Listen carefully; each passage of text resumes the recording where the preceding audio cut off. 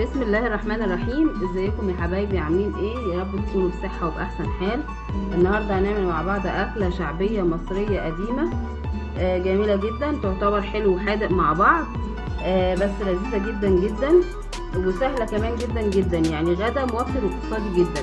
دي الجبنه القديمه. هنعمل الجبنه القديمه هنوضبها ونقدم جنبها بطيخ، الجبنه القديمه والبطيخ. فهنوضبها بطريقه حلوه جدا وسهله جدا جدا، يعني غدا تعمليه كده في 5 دقايق وفي نفس الوقت حلو وحادق ويعتبر اقتصادي وطعمه جميل جدا. احنا في الاول هنهرس الجبنه القديمه. الجبنه القديمه دي اللي هي الجبنه الفلاحي طبعا، وبعد كده عملوا لها شويه حاجات، يعني حطوا لها اضافات وسابوها شويه فطعمها اتغير، طبعا ملح وحاجات كده مواد حافظه بتخليها ايه تغير لونها وطعمها، بس لما بتتوضب بتبقى جميله جدا. احنا هنهرسها في الاول وبعدين هنحط لها الاضافات اللي احنا هنحطوها عشان نضيع الحدوقيه بتاعتها شويه، يعني تكسر الحدوقيه شويه. هنحط لها ايه؟ هنحط لها زيت وطماطم وطحينه، وهنبدا كده نهرس واحده بواحده. هحط لها دلوقتي شويه طحينه وشويه زيت،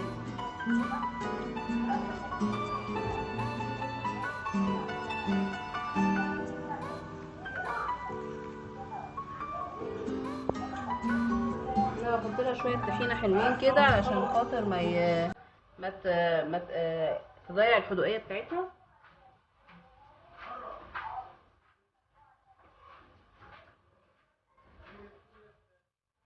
وكمان هحط لها شويه زيت حلوين كده، ولو لقيناها احتاجت هنحطه تاني. طبعا ما ينفعش اقولك معيار للحاجات دي، بس انت على حسب الكميه اللي هتعمليها. الطحينه بتخلي طعمها جميل جدا، وبعدين بتخليكي ما تحسيش بالحدوقيه بتاعتها وبتغير طعمها للاحسن. يعني انا شخصيا بحب الاكله دي جدا جدا. يعني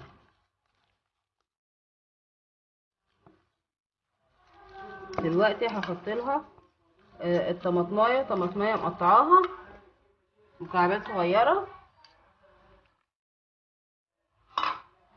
وهبدا اهرسها بيها كده.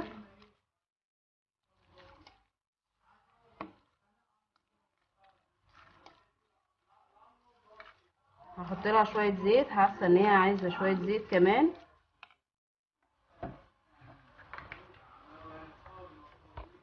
الاكله دي بقى هتقدمي جنبها ايه؟ هتقدمي جنبها بطيخ طبعا، وشويه بطاطس محمرين كده، وهحط جنبها خيار. هوريك ازاي. احنا كده اهو كده وضبناها.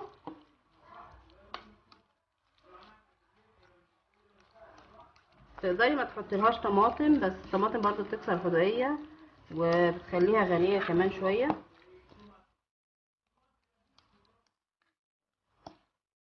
لو عايزه تحط لها خضره بقدونس كزبره تقدري تحطي لها برضو.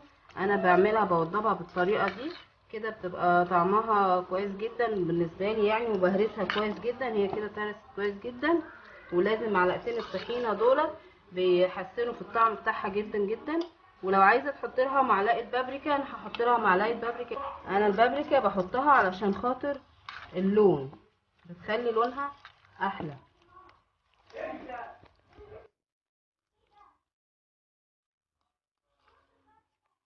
اهو شويه البابريكا اللي انا حطيتهم بيخلوا اللون احلى يعني. هفضيه في طبق بقى واوريكم هقدمه ازاي.